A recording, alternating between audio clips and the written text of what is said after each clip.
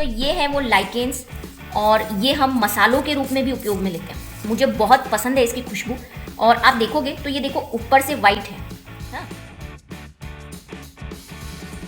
Hello बच्चों, तो 11th के नए नए लेक्चर के साथ जो कि है L11, तो वो लेकर आए हैं हम आज आपके लिए। और सबसे इम्पॉर्टेंट टॉपिक है ये, क्योंकि इससे बहुत सारे बोर्ड में, मतलब 11th की क्लासेस में, और साथ ही साथ नीट या किसी भी कंपटीशन एग्जाम की अगर आप बात कर रहे हैं तो बहुत क्वेश्चंस आते हैं, तो इसको ध्यान से सुनेंगे। सबसे पहला है वायरॉइड, उसके बाद है लाइकेन।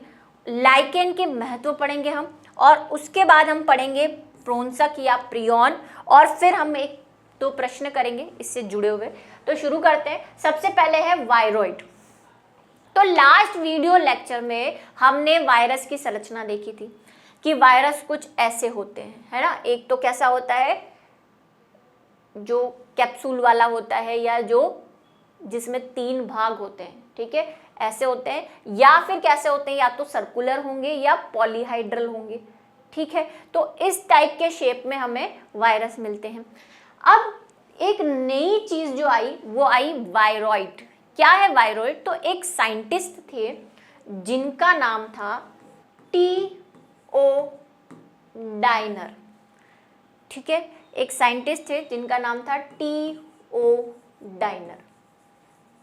ये साइंटिस्ट क्या कर रहे थे, कहानी से याद रख सकते हैं इसको। ये डाइनिंग टेबल पे खा रहे होंगे पोटैटो, है ना, आलू खा रहे थे।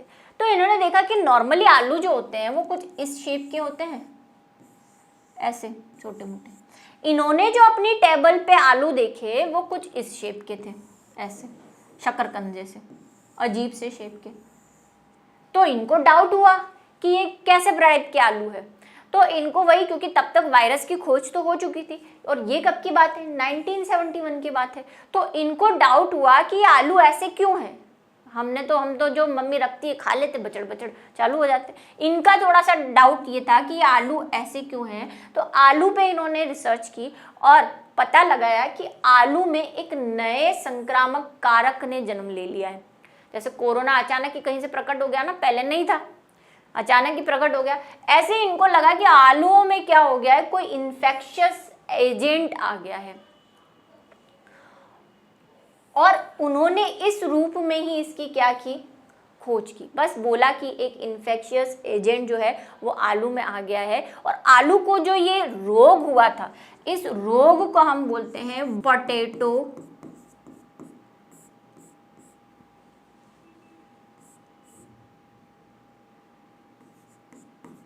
ट्यूमर, ठीक है। पोटैटो ट्यूमर बोलते हैं, मतलब पोटैटो में ऐसी गिठाने आने लग गई, ऐसे अजीब सा हो गया ये पोटैटो, तो इसको क्या बोल दिया, पोटैटो ट्यूमर, ठीक है। इन्होंने नाम दिया इसको कि इसको कौन सी डिजीज हो गई है, पोटैटो ट्यूमर हो गया। अब खोज हुई कि पोटैटो ट्यूमर तो हुआ है, लेकिन इसमें कौन सा वायरस, क्योंकि हम तो उस टाइम वायरस ही समझते थे, लेकिन बाद में ये जानकारी मिली कि ये वायरस नहीं है। क्या है, यह वायरस से भी छोटा होता है। जब वायरस की खोज हो चुकी, वायरस का साइज आपको बताया मैंने 2μm, μm भी ज्यादा बड़ा बता दिया मैंने,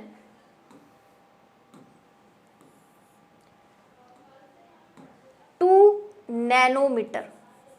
नैनोमीटर समझते हैं, 1 मीटर में 10⁻⁹ नैनोमीटर होते हैं। इतना छोटा, मतलब 1 मीटर से भी इतना छोटा, 10⁻⁹, ठीक है। तो 2 नैनोमीटर जितना छोटे वायरसेस होते हैं, उनसे भी छोटा था ये। फिर क्या पता चला, इसमें एक श्रृंखला वाला आरएनए मिला। जब उसके न्यूक्लिक अम्ल को देखा गया, जो भी अंदर से मिला मटेरियल, उसको खोला गया, उसके अंदर देखा गया, तो हमने देखा कि इसके अंदर जो न्यूक्लिक अम्ल था वो डीएनए नहीं था। क्या था वो, आरएनए था। जैसे कि मैंने बताया था, वायरस में 2 टाइप के न्यूक्लिक अम्ल हो सकते हैं, या तो डीएनए होगा या आरएनए। तो इसमें क्या था, आरएनए था। उसके बाद इसके न्यूक्लिक अम्ल का आणविक भार अत्यधिक कम होता है।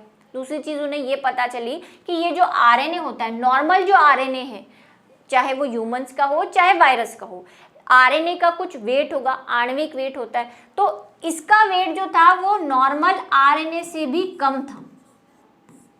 नॉर्मली जो आरएनए होता है वो हैवी वेट का होता है क्योंकि उसमें प्रोटीन्स होते हैं और प्रोटीन जो होते हैं वो हैवी होते हैं, भारी होते हैं। ठीक है, तीसरी चीज जो हमने देखी, इसमें प्रोटीन के आवरण का अभाव होता है और ये सबसे इंपॉर्टेंट है। क्या आवरण का, प्रोटीन का आवरण मतलब क्या? देखो हमने वायरस की संरचना पढ़ी,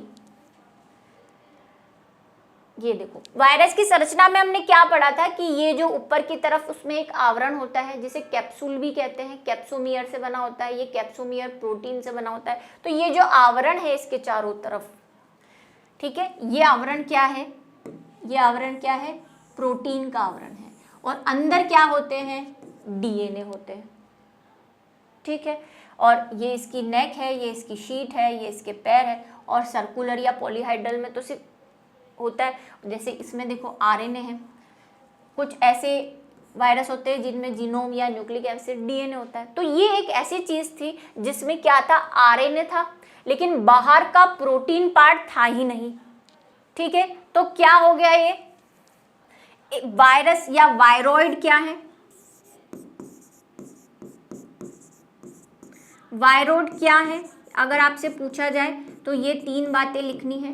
वायरॉइड्स एक ऐसे आरएनए कम आरएनए आणविक भार वाले समूह है जिनमें प्रोटीन आवरण का अभाव होता है। यानी कि नॉर्मल जो वायरस होता है, नॉर्मल वायरस, ठीक है, उसमें अगर हम वायरस में क्या होगा? एक प्रोटीन आवरण होगा और डीएनए होगा। तो अगर इसका प्रोटीन आवरण गायब कर दें और सिर्फ क्या रह जाए? इसका न्यूक्लिक अम्ल, और वो भी कौन सा न्यूक्लिक अम्ल? आरएनए वाला, डीएनए वाला नहीं। इसमें क्या होगा? आरएनए होगा। तो इस आरएनए को, बचे कुचे आरएनए को हम क्या कहेंगे? वायरॉइड। क्योंकि ये आरएनए भी क्या फैलाएगा? बीमारियां फैलाता है। जैसे कि पटेटो को फैला दी, पटेटो ट्यूबर। ठीक है, तो पटेटो ट्यूबर फैला दी इसने, तो ये इसने भी क्या कर दिया? बीमारियां फैलाता है। ये तो बीमारियां फैलाता ही है, लेकिन प्रोटीन गायब होने के बाद भी ये नहीं मानता है, कहता मैं अभी भी बीमारी फैलाऊं। तो ऐसे को हम बोलते हैं वायरॉइड्स। जनरली अभी तक जितने भी वायरॉइड्स देखे गए हैं वो सिर्फ पादपों में ही क्या फैलाते हैं? बीमारी फैलाते हैं। ठीक है, एनिमल्स में अभी तक कोई ऐसी खोजबीन नहीं हुई है कि ये बीमारियां फैलाएं। तो सिर्फ क्या फैलाते हैं? ये पादपों में ही क्या फैलाते हैं? बीमारियां फैलाते हैं। ठीक है, वायरॉइड्स। अब दूसरी चीज होती है कि 2 कंडीशन है। एक तो ये कि यहाँ पे प्रोटीन गायब हो जाए और क्या रह जाए? आरएनए रह जाए। दूसरी कंडीशन यही सेम वायरस और यही उसका न्यूक्लिक अम्ल।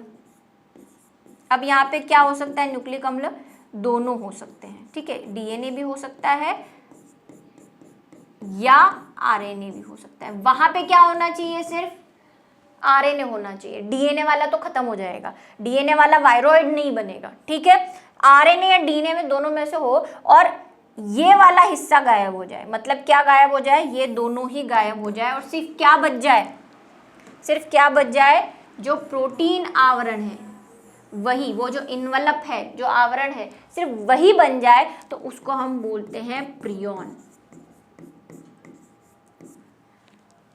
ठीक है, ये प्रियॉन्स भी क्या करते हैं? डिजीज फैलाते हैं, बीमारियां फैलाते हैं, जिसकी अभी हम बाद में डिस्कस करेंगे कि क्या डिजीज फैलाते हैं और कब इसकी डिस्कवरी हो। तो ये दोनों एक ही चीज से बने हुए, क्योंकि अलग अलग जगह दे रखे हैं तो बच्चे कंफ्यूज हो जाते हैं कि वायरॉइड अलग है और प्रियॉन अलग है। सेम चीज है। अगर ऊपर वाला इन्वेलप है अगर ऊपर वाला इन्वेलप है, अंदर वाला गायब है, तो प्रियॉन बन जाएगा। और अगर इन्वेलप गायब हो गया और सिर्फ आरएनए बन जाए तो वो क्या बन जाएगा? वायरॉइड बन जाएगा।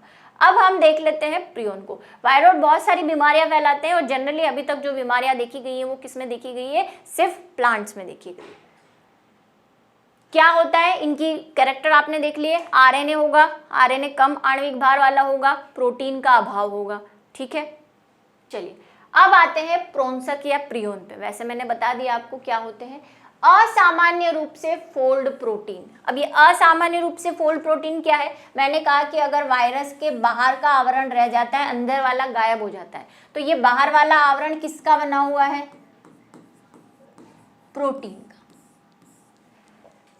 ठीक है, प्रोटीन का बना हुआ है। लेकिन ये प्रोटीन क्या है? पहले वाले वायरस या हमारे वायरस की जैसी, हमारे अंदर जो प्रोटीन है उस जैसी प्रोटीन नहीं है। ये प्रोटीन असामान्य है। कैसे असामान्य है, जरा इसको देखो। ये होती है नॉर्मल प्रोटीन। जब आप 11th में अभी थोड़ा आगे पढ़ेंगे ना, तो प्रोटीन के प्रकार आएंगे, कौन कौन से टाइप की प्रोटीन मिलती है। प्राइमरी प्रोटीन होती है, यानी प्राथमिक प्रोटीन होती है, द्वितीयक प्रोटीन होती है और तृतीयक प्रोटीन होती है। और ये कुंडलन से बनाती है। प्राइमरी वाली बिल्कुल सीधी होती है, द्वितीयक वाली थोड़ी सी कुंडलित हो जाती है, तृतीयक वाली और कुंडलित हो जाती है। तो ये जो है ये प्रोटीन के थ्रेड्स है, ऐसा मान लो अभी आप। और ये देखो, ये एक दूसरे से जुड़े हुए हैं, है ना, कहीं कहीं जुड़े हुए दिख रहे हैं, ये देखो येलो कलर से जुड़े हुए। तो अगर ऐसी प्रोटीन होती है तो वो होती है नॉर्मल प्रोटीन, जो हम में पाई जाती है या वायरस के इन्वेलप में भी पाई जाती है। लेकिन जब ये प्रोटीन ऐसी अड़खंजी टाइप की हो जाती है, मतलब इसने शेप ही चेंज कर दिया, इसको भूत आ गया तो ये अपना शेप ही चेंज कर देती है, डी मॉडिफाइड हो जाती है। जैसे कि स्क्वायर है ना, स्क्वायर का शेप परफेक्ट है, ऐसा है, लेकिन मैं ऐसा कुछ 4 वाला कुछ ऐसा बना दूं तो इससे ये मॉडिफाई हो गया ना, रूपांतरित हो गया। तो जब प्रोटीन क्या हो जाती है? मॉडिफाइड हो जाती है या असामान्य हो जाती है। प्रोटीन का क्या काम है? प्रोटीन एंजाइम्स बनाती है, कुछ हार्मोन भी बनाती है, शरीर की आवश्यक चीज़ों का निर्माण करती है। तो अगर ये ऐसी कंडीशन है, नॉर्मल वाली है, तो हमारे लिए नॉर्मल प्रोटीन, नॉर्मल एंजाइम बनाएगी। लेकिन अगर ये ऐसी हो गई, इसने चेंज ही कर दिया अपना स्ट्रक्चर, तो फिर जो ये चीज़ें बना रही है, जो ये एंजाइम बना रही है, जो ये हार्मोन बना रही है, वो सब कैसे होंगे? वो भी गलत होंगे। गलत चीज़ से बने हुए प्रोटीन गलत होंगे। तो ये जब ऐसे डिफेक्टिव एंजाइम वो प्रोटीन बनेंगे तो हमें क्या फैलाएंगे? बीमारियां फैलाते हैं। इसलिए प्रियॉन्स जो है वो क्या होती है? असामान्य रूप से फोल्ड प्रोटीन वाले कारकों द्वारा प्रोषित पाई गई है। इन कारकों का आकार वायरस के आकार के समान होता है, इनका सेम होगा, क्योंकि देखो इनमें से प्रोटीन आवरण तो है ही, उसमें तो क्या हो जाता है? प्रोटीन आवरण गायब हो जाता है। मान लो इसकी वायरस की साइज 10 nm थी, है ना, यहाँ से यहाँ तक इसकी रेडियस मान लो, मैथ्स पढ़ते हो ना, रेडियस 10 nm थी। अब और अंदर क्या था? डीएनए था।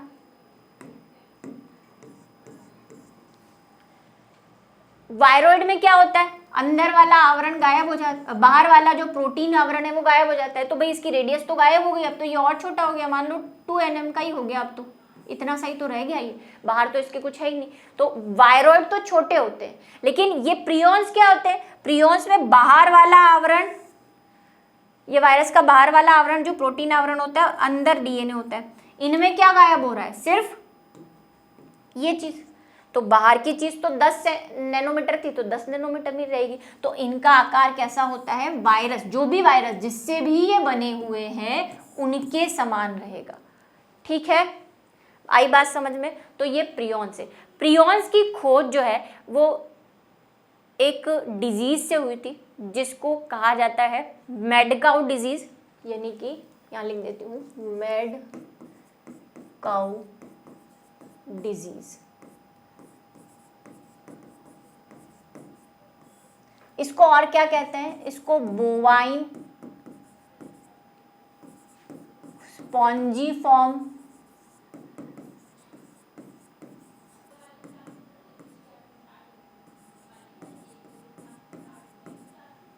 सेफेलोपैथी, एनसेफेलोपैथी कहा जाता है। ठीक है, दोनों नाम याद रखने हैं आपको। मेड काउ मतलब काउ बीमार हो गई, काउ पागल हो गई। क्या करता है? ये प्रोटीन बना रहा है, और ये प्रोटीन जो होती है हमारे शरीर के सारे क्या कर लेती है? प्रोटीन की फोल्डेशन को खराब कर देती है, हमारे ब्रेन में चली जाती है। ब्रेन में चली गई मतलब दिमाग खराब।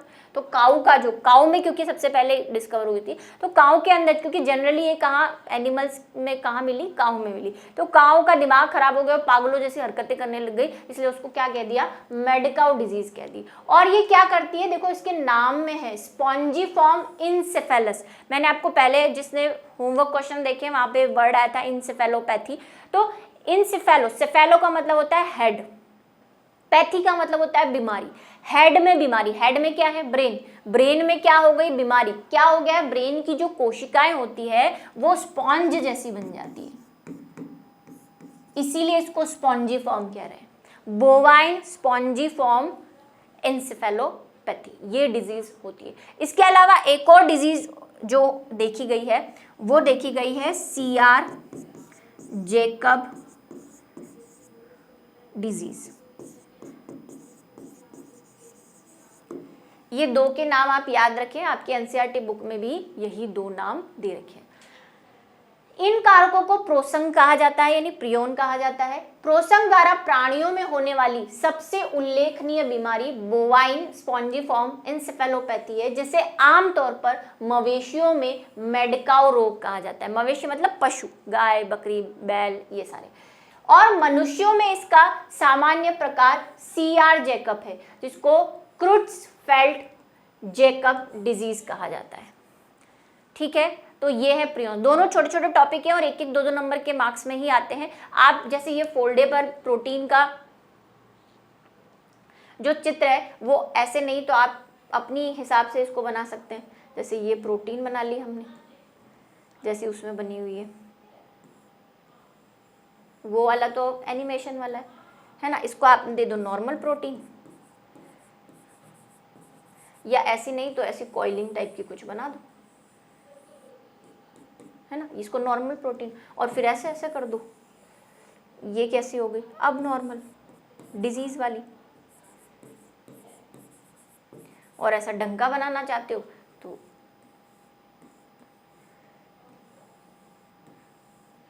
ऐसे कुछ बना दो, इसको नॉर्मल बोल दो, और इसका टूटा हुआ पार्ट ऐसा बना दो, अजीब सा कुछ भी।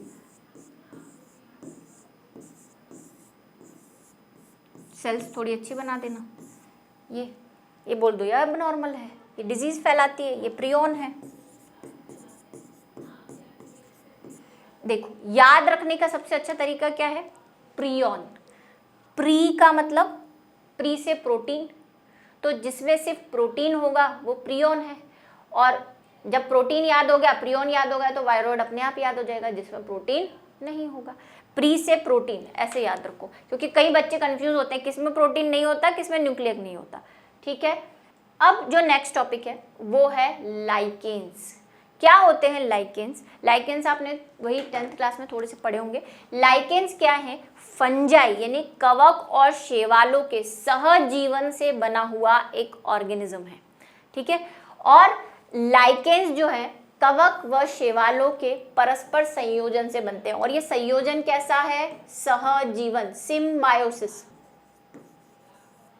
सहजीवन क्या होता है? जब दो सजीव एक साथ रहते हैं, और ऐसे एक साथ रहते हैं कि अगर उनमें से एक मर जाए या एक अलग हो जाए तो दोनों ही सर्वाइव यानी जीवन व्यापन नहीं कर पाते हैं। ऐसी अवस्था को क्या कहते हैं? सहजीवन कहते हैं। और सहजीवन में दोनों जीव एक दूसरे को कोई ना कोई फायदा पहुंचाते हैं, नुकसान नहीं पहुंचाते। जैसे परजीवी होते हैं, परजीवी क्या करते हैं? वो तो हमसे कुछ लेते हैं, बदले में बीमारियां देते हैं, कुछ नुकसान करके जाते हैं। लेकिन सहजीवन में दोनों जीव एक दूसरे को फायदा पहुंचाते हैं। क्या फायदा पहुंचाते हैं अभी बताएंगे। तो कवक और शैवालों के मिलने से जो संयोजन होता है सहजीवन वाला, उसे क्या कहते हैं? लाइकेन्स कहते हैं।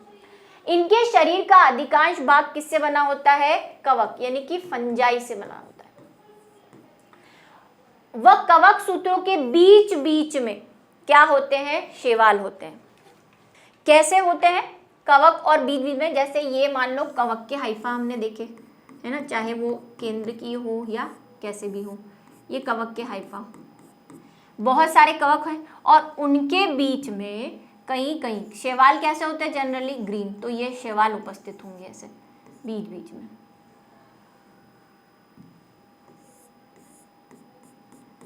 ठीक है, तो ये बीच बीच में उपस्थित होते हैं। अब जो कवक वाला पार्ट है, अब ये क्या बन गया? ये लाइकेन बन गया। इसको अब हम क्या बोल देंगे? लाइकेन। एक दूसरे में ऐसे उलझ के रहते हैं ये। ठीक है, अब ये लाइकेन बन गया। लाइकेन में जो कवक वाला पार्ट होता है उसको बोलते हैं माइकोबायोन्ट।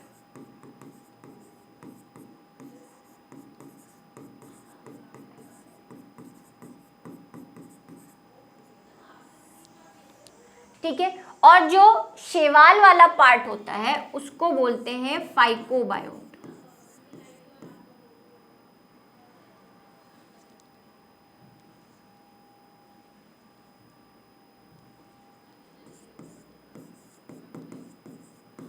इसको हिंदी में कहते हैं कवकांश, कवक का अंश, कवक का अंश, कवकांश। और इसको बोलते हैं शैवलांश। थोड़े जमाने में बायो वाले जो लोग हैं वो अपने बच्चों के नाम ऐसे रखेंगे, कवकांश, शैवलांश, याद कर करके, कुछ तो फायदा हो इनको याद करने का। तो बच्चों के नाम मैं भी रख सकती थी, वैसे अच्छा आइडिया है। चलिए, तो बीच बीच में क्या होता है, ये शैवलांश रहते हैं और उनके नाम याद करना है, कवकांश और शैवलांश। सामान्य रूप से शैवाल लाइकेन की ऊपरी सतह के समीप एक स्तर के रूप में रहते हैं। जनरली क्या होगा, शैवाल जो होंगे, अब वो गोल भी हो सकते हैं, मैंने यहाँ गोल बनाए है ना, लंबे भी हो सकते हैं, तो वो ऐसे ऊपर की सतह पर रहेंगे। शैवाल पढ़ेंगे, अभी पढ़े नहीं है हमने, तो वो ऊपर भी रह सकते हैं। क्यों रहते हैं और ये ग्रीन क्यों बना है, आपको अगर याद हो तो शैवाल जो है वो प्रकाश संश्लेषण द्वारा अपना खाना बनाते हैं।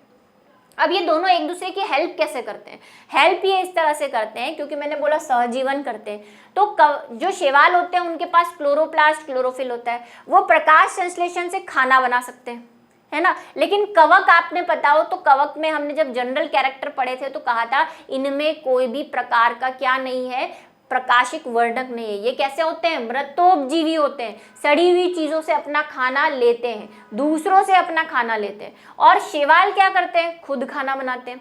तो ये कैसे हेल्प करते हैं कि शैवाल तो प्रकाश संश्लेषण से खाना बनाते हैं और कवक इसमें से क्या कर लेते हैं, खाना सक कर लेते हैं, चूस लेते हैं, अवशोषण कर लेते हैं। तो कवकों को तो क्या मिल गया, खाना मिल गया। अब शैवाल को क्या फायदा है, शैवाल को यह फायदा है कि कवक, जैसे कवक मान लो यहाँ पे ऊपर की तरफ ऐसे फैला हुआ है, लंबा भी हो सकता है, जब उसके बीजाणु वगैरह बनेंगे तो वो हमने देखा ना एलोंगेशन होता है, तो कवक ऊपर फैला हुआ है। ये शैवाल जो है वो ऊपर फैला हुआ है। कवक कहाँ रहते हैं, कवक तो जमीन पे तैरते हैं। तो ये जमीन से सारे अवशोषित, मतलब जितने भी मिनरल्स है, जितने भी लवण हैं, sodium, potassium, calcium, phosphorus, nitrogen, जिसकी भी आवश्यकता शैवाल को होती है वो अवशोषित करते रहते हैं। और किसको देते हैं, वो शैवाल को, खुद भी काम में लेते हैं और शैवाल को भी काम में। तो दोनों एक दूसरे की क्या करते हैं, मदद करते हैं। इसीलिए ये जीवन कैसा है, सहजीवन। और ये हमें कैसे पता सहजीवन है, अगर हमने, साइंटिस्ट ने देखा होगा, इसमें से शैवाल को निकाल के अलग कर दिया तो कवक भी मर गया, या कवक को निकाल के अलग कर दिया तो शैवाल भी मर गया। ऐसे उनको पता चला कि ये सहजीवन है। ठीक है, विभिन्न प्रकार के कवकों व शैवालों के मिलने से लाइकेन की अनेक जातियां बनती है। क्योंकि कवक हमने पढ़ा कौन कौन से होते हैं, एस्कोमाइसिटीज, बेसिडियोमाइसिटीज, ड्यूटेरोमाइसिटीज, फाइकोमाइसिटीज। लेकिन अभी तक जितने जो लाइकेन्स देखे गए हैं वो जनरली एस्कोमाइसिटीज या बेसिडियोमाइसिटीज के देखे गए हैं। ठीक है, और शैवाल कोई भी हो सकती है। शैवाल जनरली कैसी होती है, साइनोबैक्टीरिया टाइप की होती है, ब्लू ग्रीन एल्गी। ठीक है, जनरली। अब इल्जाम ना लगा दे मुझ पे कि मैम आपने तो साइनोबैक्टीरिया लिखा था एक जगह, तो और कुछ भी लिखा हुआ है, जनरली। ठीक है, लाइकेन में कवक व शैवाल सहजीवन यानी सिम्बायोटिक जीवन यापन करते हैं, अर्थात उनके शरीर अलग अलग कवक व शैवाल भागों को अलग अलग कर दिया जाए तो उनमें से प्रत्येक का जीवन कठिन हो जाता है। अब आप देख रहे होंगे कि मैम हर जगह अपने चित्र चिपकाती रहती है, इसमें चित्र क्यों नहीं बता रहे। तो बहुत चित्र हो गए इन बोर्ड्स पे।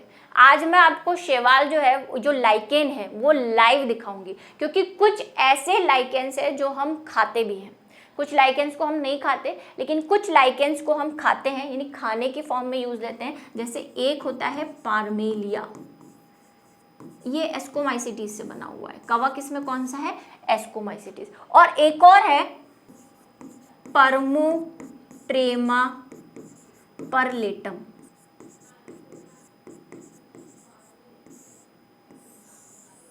ये दो जो लाइकेन्स है इसको खाया जाता है।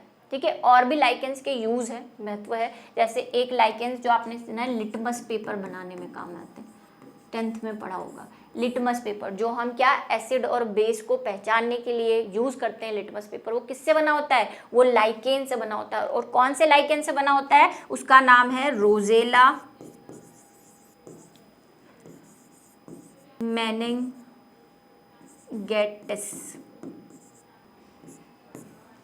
ठीक है, और भी लाइकेंस है जो अलग अलग काम में आते हैं, अलग अलग जगहों पे काम में आते हैं। जैसे और मैं आपको एक बताऊं, असनिया। असनिया को खाने यानी कि जो कफ सिरप बनाते हैं ना खांसी की दवाई, उसके काम में लेते हैं इसको। ठीक है, इसी तरह क्लेडोनिया। क्लेडोनिया का एक कॉमन नाम है जो आप याद रखें, इसको रेंडियर मॉस भी कहते हैं।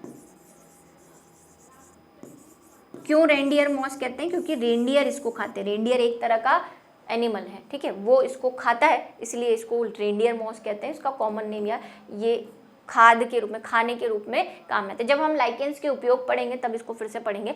तो ये तो थे लाइकेंस। अब आप सोच रहे होंगे कि मैम जो है वो इस बार कोई पिक्चर आपको नहीं दिखाया, तो बहुत देख लिए हमने पिक्चर। आज मैं आपको लाइकेंस जो है वो लाइव दिखाने वाली हूँ। एक पुराना वीडियो मैंने रिकॉर्ड किया था बहुत साल पहले, और एक नया भी है, 2 वीडियो है उसमें जो अभी किया है।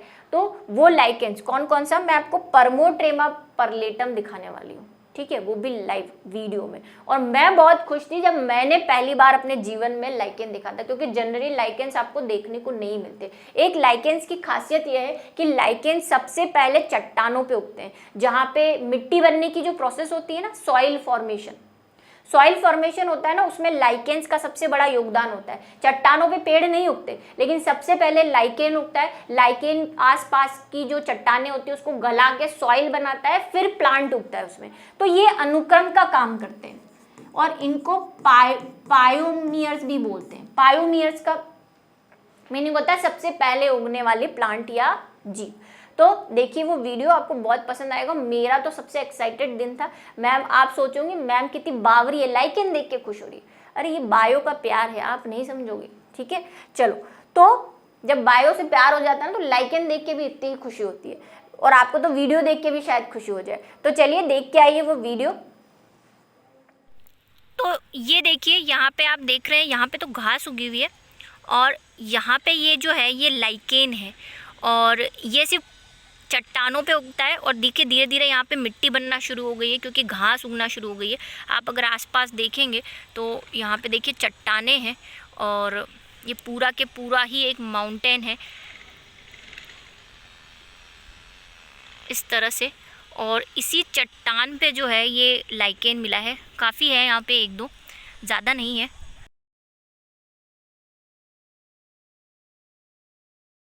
तो ये है वो लाइकेन्स, और ये हम मसालों के रूप में भी उपयोग में लेते हैं। मुझे बहुत पसंद है इसकी खुशबू। और आप देखोगे तो ये देखो ऊपर से वाइट है, हाँ, और नीचे से देखो ब्लैक है।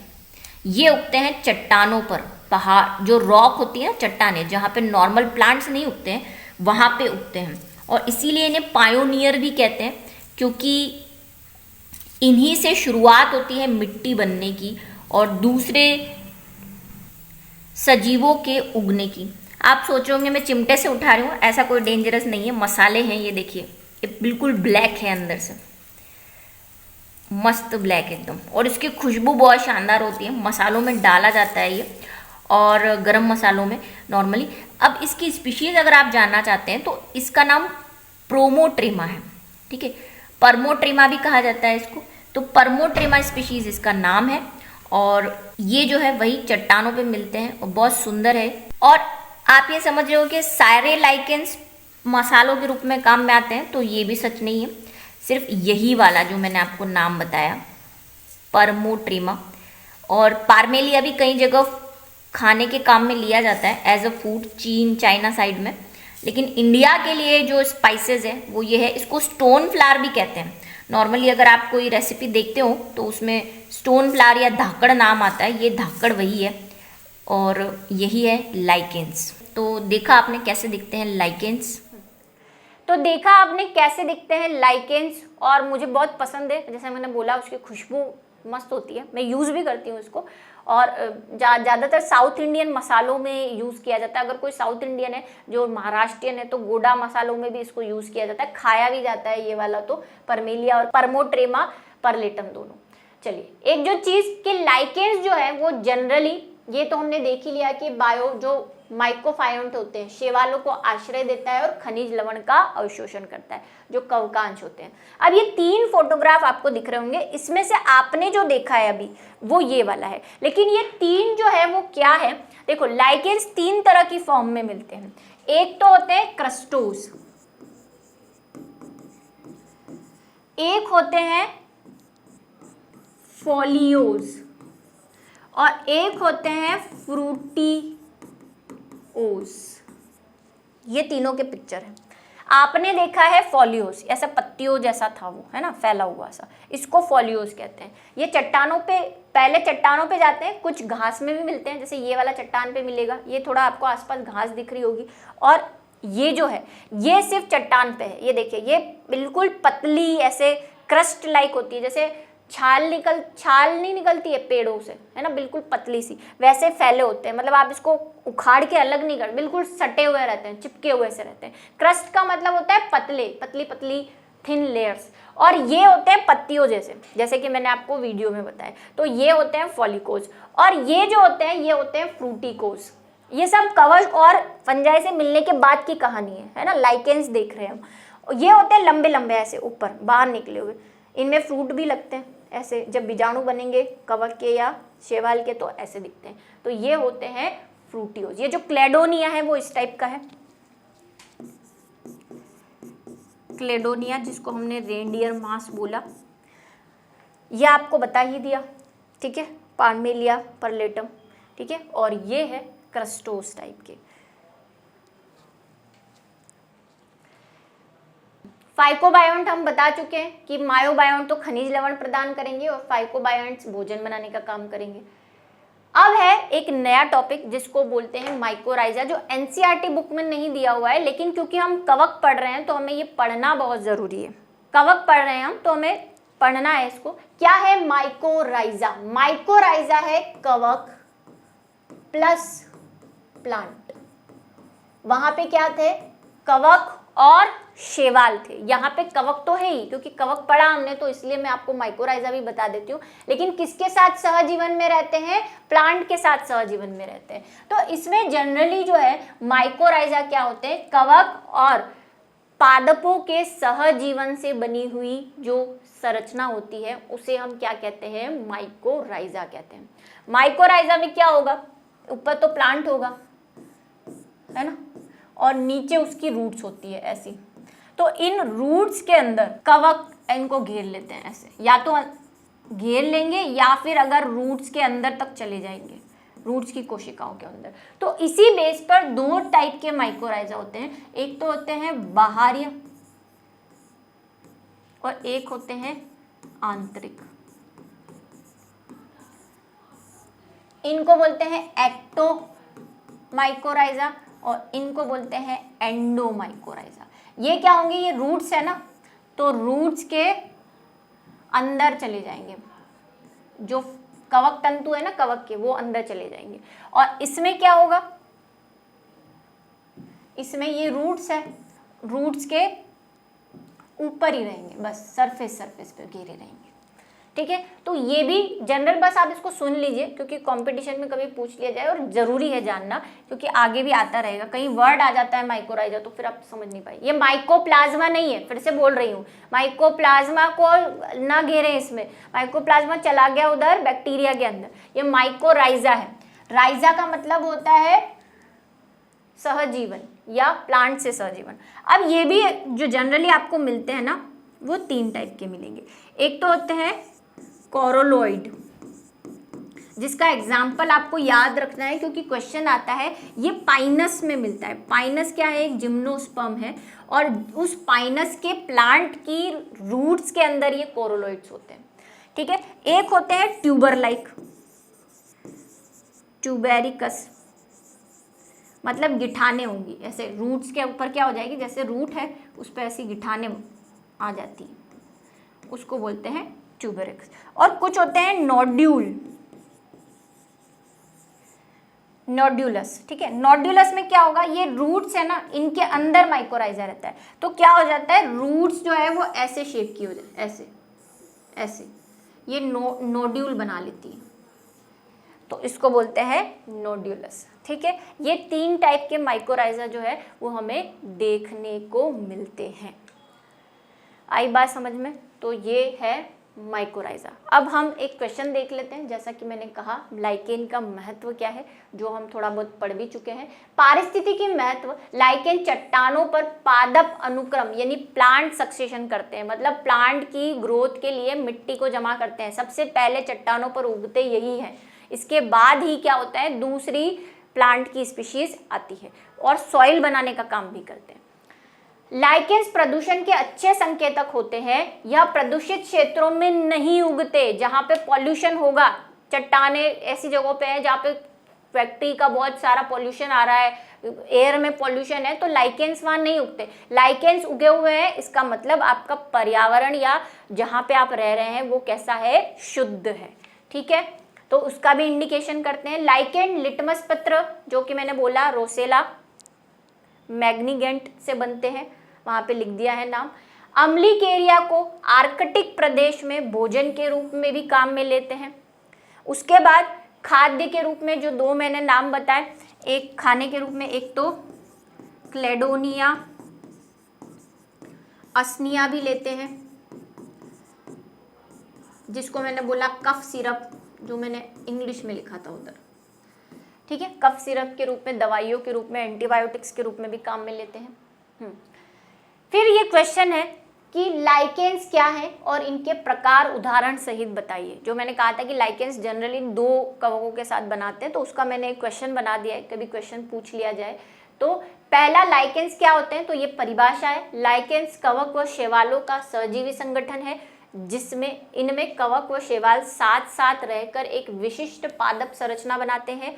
कवकांश यानी कि जो कवक वाला पार्ट होता है, जिसको माइकोबायोन्ट कहते हैं, लाइकेन को जल या खनिज उपलब्ध कराता है, जबकि शैवाल जो है वो लाइकेन को भोजन उपलब्ध कराता है। ये कहानी हम पढ़ चुके हैं, उसको लिखना कैसे है ये एक तो पता चल गया आपको। अब उदाहरण, तो 2 प्रकार के लाइकेन जो है वो आपको मिलेंगे। ये किसके बेस पे है, इसमें कौन सा कवक पाया जाता है उस बेस पे, क्योंकि मैंने बोला शैवाल तो जनरली साइनोबैक्टीरिया या ब्लू ग्रीन एल्गी ही रहेगी।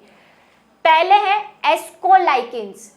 एस्को नाम से क्लियर, एस्कोमाइसिटीज पढ़ा था कवक, तो जिसमें एस्कस या एस्कोमाइसिटीज वाले कवक होंगे उनको हम क्या बोलेंगे, एस्कोलाइकेन।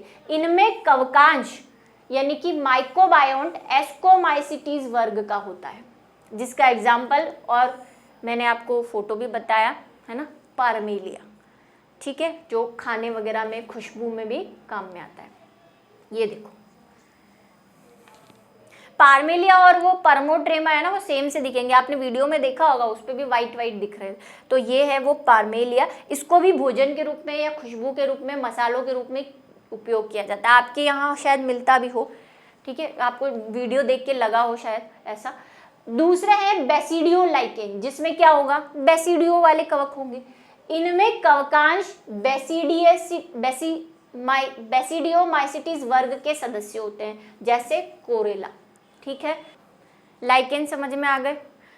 अब है नेक्स्ट क्वेश्चन कि विषाणु और जीवाणु में क्या अंतर है। सबसे इंपॉर्टेंट क्वेश्चन आज का, और ये मैंने जो लिया है वो बिहार की जो बुक्स हैं, बिहार और यूपी की, क्योंकि एनसीईआरटी में ये इतना कुछ डिटेल में नहीं दे रखा, तो बिहार और यूपी के कॉन्सेप्ट से लिया हुआ है कि उन बच्चों का थोड़ा सा क्लियर हो जाए, उनके अगर ये टॉपिक है।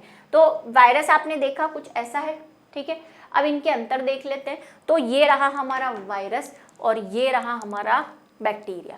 सबसे पहला, वायरस बैक्टीरिया से छोटे होते हैं, क्योंकि जब हमने एक्सपेरिमेंट किया था तो मैं आपको बताया था कि वो एक बैक्टीरिया रोधी मेम्ब्रेन लगाते हैं उस एक्सट्रैक्ट को छानने के लिए। जब वायरस की खोज की हमने कहानी पढ़ी थी, क्यों लगाते हैं, क्योंकि बैक्टीरिया उस फिल्टर से ना निकल पाए। बैक्टीरिया तो नहीं निकल पाए, लेकिन कौन निकल गया, वायरस। इसका मतलब बैक्टीरिया से वायरस क्या होगा, छोटा होगा। तो साइज देख लीजिए, ये प्राय 10 नैनोमीटर से 300 नैनोमीटर आकार के होते हैं।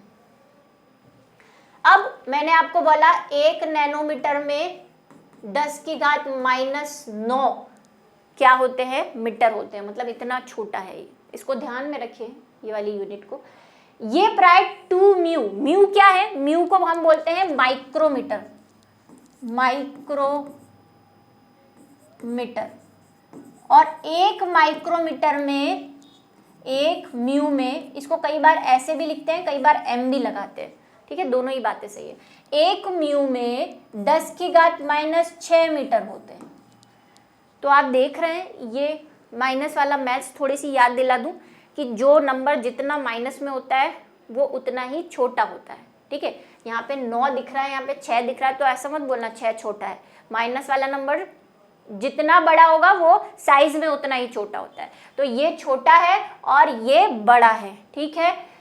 इसमें सजीव निर्जीव के लक्षण होते हैं, क्योंकि इनको सजीव निर्जीवों के बीच की योजक कड़ी कहते हैं। इनमें सजीवों के लक्षण हैं। हमने बैक्टीरिया की संरचना में स्पेशल एक क्वेश्चन लेके आऊंगी, वही यूपी बिहार की कई बुक्स में बैक्टीरिया का संरचना और स्ट्रक्चर दे रखा है। वैसे हमने ग्राम नेगेटिव और ग्राम पॉजिटिव पढ़ा है ना। उसकी संरचना आपने देखी थी, कोशिका भित्ति थी, उसमें कोशिका झिल्ली थी, है ना, क्रोमोसोम भी था, मीन्स डीएनए, न्यूक्लिक अम्ल भी थे, और काफ़ी सारे कंपोनेंट जो थे वो सजीवों के लक्षण थे। तो इनमें सजीवों के लक्षण, ये बाहर जाके निर्जीव नहीं हो जाते। वायरस तो क्या है, शरीर से बाहर जाके निर्जीव अवस्था में रहते हैं।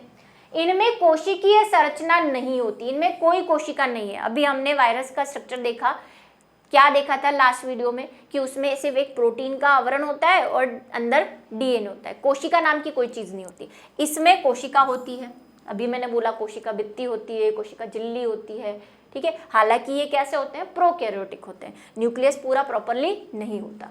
इनमें जीव द्रव्य व अन्य कोशिकांग नहीं होते, साइटोप्लाज्म नहीं होता। इनमें जीव द्रव्य व अन्य कोशिकांग होते हैं। कौन से कोशिकांग होते हैं, सारे नहीं होते। एक तो राइबोसोम मिलता है, क्योंकि जब हम बैक्टीरिया को पढ़ रहे थे तब मैंने कहा था कि ये क्या है, ये प्रोकैरियोटिक है, ये प्रोकैरियोटिक है। प्रोकैरियोटिक में सारे कोशिकांग नहीं होते। राइबोसोम होता है 70S प्रकार का, और माइटोकॉन्ड्रिया की जगह मीजोसोम होता है ना, मीजोसोम जैसा स्ट्रक्चर होता है। और क्या मिलता है, न्यूक्लियस इन्वलप वाला नहीं होता, क्रोमेटिड होते हैं, कुछ खाद्य पदार्थ का स्टोरेज होता है, ठीक है। तो साइटोप्लाज्म होता तो है, लेकिन सब कुछ हमारे जैसा यूकैरियोटिक कोशिका जैसा नहीं, और इसमें तो कुछ होता ही नहीं है, ठीक है। सिर्फ डीएनए रहता है, जिसको हम प्लाज्मिड कहते हैं। इसमें आनुवंशिक पदार्थ डीएनए या आरएनए होता है। मैंने पहले ही बता दिया, वायरस में या तो वायरस आरएनए वाले होंगे या फिर डीएनए वाले होंगे। इनमें दोनों भी हो सकते हैं, दोनों ही होते हैं एक्चुअली, डीएनए भी होता है और आरएनए भी एक साथ रहते हैं, जैसे हमारी कोशिका में रहते हैं। इनमें सदैव रोगकारी होते हैं, मतलब डिजीज फैलाएंगे हमेशा। जब भी किसी के, यहाँ तक कि उसका खोल और अकेला न्यूक्लिक अम्ल जो प्रियोन और वायरॉइड है वो भी है, तो वो भी डिजीज फैला रहे हैं, एक एक टुकड़ा डिजीज फैला रहा है। ये लाभकारी व हानिकारक दोनों होते हैं। वायरस कभी लाभकारी नहीं होंगे, कोई भी वायरस हमारे लिए हेल्पफुल नहीं है। बैक्टीरिया बहुत सारे हेल्पफुल हैं, जैसे साइनोबैक्टीरिया हमारे इन्वायरमेंट को क्या करते हैं, कंट्रोल करते हैं, है ना, खाद्य पदार्थों को, उनको कहा जाता है उत्पादक हैं, वो CO2 को बैलेंस करते हैं। कुछ बैक्टीरिया, जैसे मैंने दही के बैक्टीरिया दिखाए, दही नुकसानदायक थोड़ी ना है, हम खाते हैं ना, क्योंकि उसकी जो लैक्टोबैसिलस और स्ट्रेप्टोकोकस जो बैक्टीरिया है वो हमारे लिए फायदेमंद है। पनीर बनाने में, चीज़ बनाने में, या अल्कोहल बनाने में, किण्वन की क्रिया में, है ना, जो सड़ाते हैं आप दही को, खमीर उठाते हैं, उससे खम्मड़ वम्मड़ बनाते हैं। हालांकि उसमें ईस्ट भी होता है, लेकिन बैक्टीरिया भी होते हैं, तो लाभदायक भी होते हैं और बीमारी भी फैलाते हैं। कुछ उपयोग मैंने आपको अभी बता दिए, वो याद रखें। ये केवल जीवित कोशिका में ही सक्रिय रहते हैं। वायरस का यही है, बाहर एनवायरनमेंट में तो मरे हुए रहेंगे मृत अवस्था में, जैसे ही किसी लिविंग सेल में जाएंगे तो जिंदा हो जाते हैं, काम करना शुरू कर देते हैं। ये स्वतंत्र जीवी होते हैं, मतलब पर्यावरण में भी वैसे ही रहेंगे जैसे हमारे अंदर है। परजीवी भी रहते हैं, मतलब किसी पे रह के उसको डिजीज फैलाते हैं, उसका खाना वाना चूसते रहते हैं, खाते रहते हैं। मृतोपजीवी भी रहते हैं, सड़ी हुई चीज़ों में भी बैक्टीरिया लग जाते हैं, है ना, कवक तो लगती है, बैक्टीरिया भी लगते हैं, तो ये तीनों जगहों पे मिलते हैं। तो ये था बैक्टीरिया वायरस और बैक्टीरिया में डिफरेंस। ये यूपी बिहार, जैसे कि मैंने कहा, उस साइड का है। और भी 2-3 क्वेश्चन मैं नेक्स्ट वीडियो में लेके आ रही हूँ, जो एनसीईआरटी में नहीं है लेकिन यूपी बिहार के बोर्ड के हैं, तो वो वीडियो आप ज़रूर देखें, ठीक है। इसी के साथ हमारा ये चैप्टर जो लेक्चर है वो यहाँ पे